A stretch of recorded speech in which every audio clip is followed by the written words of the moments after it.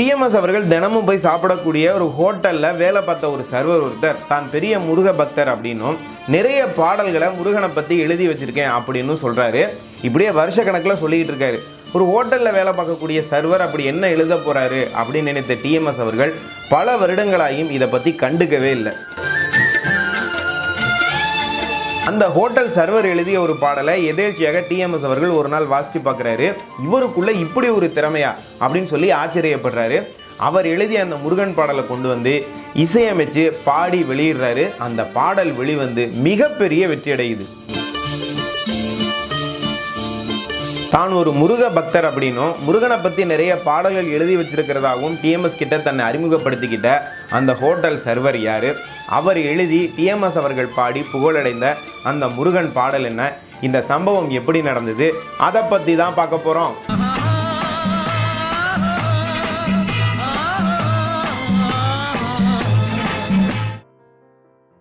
புகழ்பெற்ற பின்னணி பாடகர் டிஎம் சௌந்தரராஜன் அவர்கள் புகழினுடைய உச்சத்தில் இருந்த ஒரு காலகட்டம்.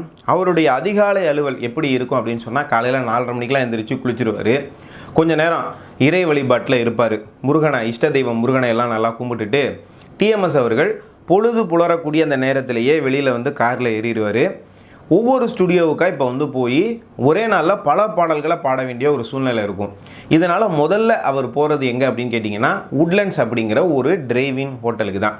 இவருடைய அதிகாலை பொழுதில் யாராவது நண்பர்களை சந்திக்கணுன்னாலும் நீங்கள் உட்லண்ட்ஸ் ஹோட்டலுக்கு வந்துருங்க அப்படின்னு தான் டிஎம்எஸ் அவர்கள் சொல்லுவார். அவருடைய அதிகாலை பொழுதில் ஒரு ஆக்கிரமித்த ஒரு இடம் அப்படின்னா அது அந்த உட்லண்ட்ஸ் அப்படிங்கிற ஹோட்டல். இங்கே வந்து காஃபி, டிஃபனு, ஸ்வீட்டு எல்லாம் சாப்பிட்டுட்டு அதற்கு பிறகு கிளம்பி ஒவ்வொரு ஸ்டுடியோவுக்கும் போகக்கூடிய ஒரு வழக்கம் இருந்தது. இப்போ டிஎம்எஸ் அவர்கள் அந்த காலத்தில் ஒரு புகழ்பெற்ற ஒரு பின்னணி பாடகர் அப்படிங்கிறதுனால அவர் போன உடனேயே அங்கே வந்து அவரை சந்திக்கிறதுக்கு நிறைய மக்கள் வருவதுண்டு. குறிப்பாக அந்த ஹோட்டலில் வேலை பார்க்கக்கூடிய சர்வர்கள் எல்லாம் வந்து டிஎம்எஸ் அவர்களை வந்து சூழ்ந்துக்குவாங்களாம். சூழ்ந்துக்கிட்டு, சார் நேற்று என்ன பாட்டு பாட்டிங்க, அதை வந்து பாடிக்காமிங்க அப்படின்னு சொல்லுவார். அதாவது திரைப்படத்திற்கு ஒரு பாடல் வருவதற்கு முன்பே இதை வந்து அந்த உட்லண்ட்ஸ் ஹோட்டலில் இருக்கக்கூடிய சர்வர்கள் டிஎம்எஸ் ஐயாவோட நெருங்கி பழகிட்டு இருந்ததுனால அவங்க வந்து பாடும்போது அவங்க வந்து கேட்டு தெரிஞ்சுப்பாங்களாம். இப்படி அவருக்கும் இந்த உட்லண்ட்ஸ் ஹோட்டலில் இருக்கக்கூடிய சர்வர்களுக்கும் இடையே ஒரு நட்பு அப்படிங்கிறது இருந்தது. இந்த சர்வர்களில் ஒருத்தர் மட்டும் ரொம்ப வித்தியாசமாக டிஎம் சௌந்தரராஜன் அவர்களுடைய கண்ணுக்கு வந்து பட்டார். என்னென்னா, மற்றவங்கள விட ரொம்ப சுத்தமான ஒரு உடை வந்து அணிஞ்சிருப்பாராம். நெத்தியில் விபூதி, குங்குமம் அப்படின்னு சொல்லி ஒரு தெய்வீக மனத்தோடு இருப்பார். அதே போல் அவருடைய பேச்சில் வந்து பார்த்திங்கன்னா ஒரு பணிவு, ஒரு அடக்கம், ஒரு மரியாதை, இந்த மாதிரிலாம் இருக்கும்.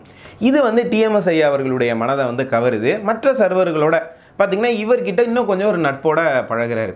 அப்போ அந்த சர்வர் என்ன சொல்கிறார் அப்படின்னா, நான் ஒரு பெரிய முருக பக்தன் அப்படின்னு சொல்லி அறிமுகப்படுத்திக்கிறாரு. டிஎம்எஸ் ஐயா அவர்களும் முருக பக்தன் அப்படிங்கிறதுனால 2 பேருக்குள்ள ஒரு நெருக்கம் அதிகமாகுது.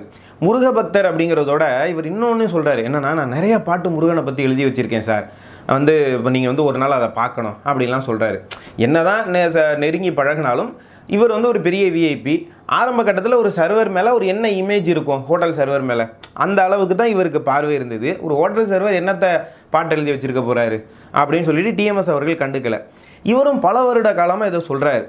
இப்போ டிஎம்எஸ் அவர்களுக்கு அது மேலே கவனம் வருது. ஏன்னா எம்ஜிஆரோட ஒரு பிரச்சனை ஏற்பட்டதற்கு பிறகு அந்த எங்கள் வீட்டு பிள்ளை திரைப்படத்தில் எம்ஜிஆர் மூலம் ஒரு அவமதிப்பு கிடைத்த பிறகு வெறும் சினிமா பாட்டு மட்டும் நம்ம பாடக்கூடாது, இன்னொரு பக்கம் பக்தி பாடல்களை நம்ம உருவாக்கி ரெக்கார்ட் பிளேயர் மூலமாக தனி விற்பனைக்கு கொண்டு வரணும் அப்படிங்கிறதுனால டிஎம்எஸ் பல்வேறு கவிஞர்கள்ட்ட இருக்கக்கூடிய பல பக்தி பாடல்களை வாங்கி அதை வந்து வெளியிட்டுக்கிட்டு இருந்தார். இது மக்கள் மத்தியில் பெரிய புகழடைஞ்சு போயிட்டு இருந்ததுன்னு வச்சுக்கோங்களேன்.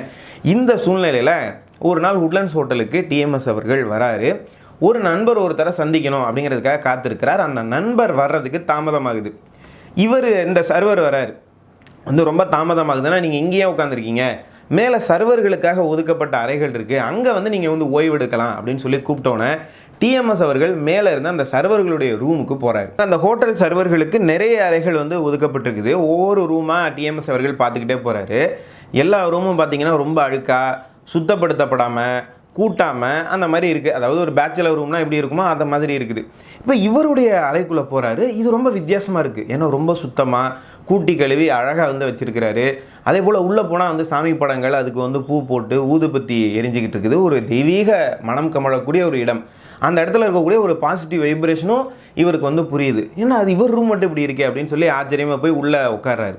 அப்போ டிஎம்எஸ் அவர்களுக்கு ஞாபகம் வருது. இப்போ ஏன்னா அவர் பாடல்களை எல்லாம் தேடிட்டு இருக்கிறாரு இல்லையா, உடனே ஞாபகம் வந்து கேட்குறாரு, ஏங்க நீங்கள் முருகனை பற்றி நிறைய பாட்டெல்லாம் எழுதி வச்சுருக்கேன்னு சொன்னீங்களே, அதை எடுங்க பார்ப்போம் அப்படின்னா அது அந்த தான் இருக்குது அப்படின்னு சொல்லி அந்த நோட்டு புத்தகங்களை அவர் வந்து காமிக்கிறார். பார்த்தா இவருடைய உடைகள் ரொம்ப சுத்தமாக துவைச்சி இஸ்திரி பண்ணி இருக்குது. தெய்வீக மனம் கமழக்கூடிய பல ஆன்மீக புத்தகங்கள் அங்கே இருக்குது. அதோடு இவர் எழுதி வைத்த நோட்டு புத்தகங்கள் இருக்குது. ஒரு பக்கம் மனசு சொல்லுது இவர் ஹோட்டல் சர்வர், இவர் எழுதி என்ன அப்படி பெருசாக பாட்டு இருக்க போகுது அப்படின்னு ஒரு பக்கம் மனசு சொல்லுது. இன்னொரு பக்கம் இல்லை, கண்டிப்பாக இவர் எழுதிய பாடல்களில் விஷயம் இருக்கும் அப்படின்னு இன்னொரு பக்கம் மனசும் சொல்லுது. இப்படி ஆர்வம் அதிகமாக அவர் எழுதிய அந்த நோட்டு புத்தகங்களை வாங்கி டிஎம்எஸ் அவர்கள் புரட்டி பார்க்குறாரு. மிகப்பெரிய ஆச்சரியம் அடைகிறார். ஏன்னா ஒரு மிகச்சிறந்த ஒரு கவிஞருங்க இவர். மிகச்சிறப்பான பல பாடல்களை அதில் எழுதி கிட்டத்தட்ட அது செல்லரிச்சு போகக்கூடிய ஒரு நிலைமையில் இருக்குது.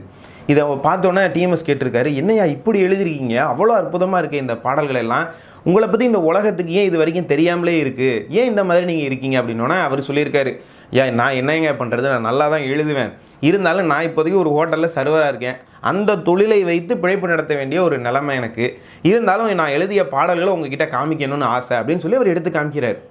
டிஎம்எஸ் அவர்கள் சொல்லியிருக்காராம், இந்த பாடல்கள் எல்லாம் நிச்சயமாக வெளி உலகத்தில் மக்களுக்கு வந்து தெரியணும். இதில் ஒரு பாடலை வந்து தேர்ந்தெடுத்துட்டு சொல்கிறார், இந்த பாடலை நான் வந்து வெளியிடட்டுமா, இப்போ வந்து நான் முருகன் பற்றி பல தனிப்பாடல்களை ரெக்கார்ட் பிளேயரில் பதிவு செஞ்சுட்டு இருக்கேன், இந்த பாடலை வந்து எடுத்துக்கிட்டுமா அப்படின்னு சொல்லி கேட்குறாரு. அவருக்கு வந்து இன்ப அதிர்ச்சி, என்னங்க இதை போய் என்கிட்ட கேட்குறீங்க, நல்லா எடுத்து நீங்கள் பண்ணுங்கள், என்னுடைய பாட்டுக்கு இப்படி உங்கள் மூலமாக அங்கீகாரம் கிடைத்தால் அது எனக்கு பெரும் மகிழ்ச்சி அப்படின்னு சொல்லி அவர் ஆச்சரியத்தோட அந்த பாடல்களை கொடுக்குறாரு. இதில் ஒரு முக்கியமான ஒரு பாடலை எடுத்து டிஎம்எஸ் அவர்கள் வீட்டுக்கு வந்ததற்கு பிறகு ஸ்டுடியோவுக்கு போய் இசையமைக்கிறார். இசையமைச்சு இந்த பாடல்களை பாடி ரெக்கார்ட் பிளேயரில் விற்பனைக்கு கொண்டு வருகிறார். இந்த பாடல் வெளியாகி மிகப்பெரிய வெற்றி அடையுதுங்க. மக்கள் மத்தியில் மிகவும் புகழ்பெற்ற பாடலாக இந்த ஹோட்டல் சர்வர் கொடுத்த ஒரு பாடல் மாறுகிறது. இந்த இடத்துல நான் உங்களுக்கு வந்து 2 கேள்வி வரும். என்ன அப்படின்னா, இந்த ஹோட்டல் சர்வராக இருந்து பின்னாளில் புகழ்பெற்ற கவிஞராக மாறிய இந்த பாடலை கொடுத்த அந்த கவிஞர் யார், இவர் கொடுத்து டிஎம்எஸ் அவர்கள் இசையமைத்து பின்னாளில் புகழ்பெற்ற அந்த பாடல் எது அப்படிங்கிற 2 கேள்வி வருது இல்லையா. இந்த ஹோட்டல் சர்வராக இருந்த அந்த காலத்தில் இந்த பாடலை கொடுத்தவர் தான் புகழ்பெற்ற மரியாதைக்குரிய கவிஞர் ஐயா குழந்தைவேலன் அவர்கள். அவர் எழுதி டிஎம்எஸ் பாடி புகழ்பெற்ற அந்த பாடல் தான் உனைப்பாடும் தொழிலின்றி வேறு இல்லை, எனைக்காக்க உனையென்று யாரும் இல்லை, முருகா முருகா அப்படிங்கிற அற்புதமான பாடல்.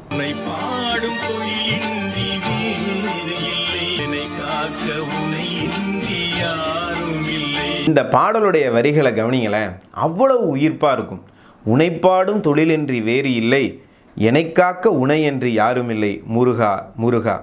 கற்பனையில் வருகின்ற சொற்பதமே, அன்பு கருணையில் உருவான அற்புதமே, சிற்பச் சிலையாக நிற்பவனே, வெள்ளை திருநீரில் அருளான விற்பனனே, அமுதம் இருக்கின்ற பொற்குடமே, இயற்கை அழகு வழிகின்ற எழில்வனமே, குமுத இதழ் விரித்த பூச்சரமே, உந்தன் குறுநகை தமிழுக்கு திருவரமே அப்படின்னு சொல்லி முருகனுடைய அழகான அந்த உருவத்தை தன்னுடைய தமிழ் கவிதைகளால் கவிஞர் குழந்தைவேலன் இந்த பாடலில் அழகாக வரைந்து காட்டியிருப்பார்.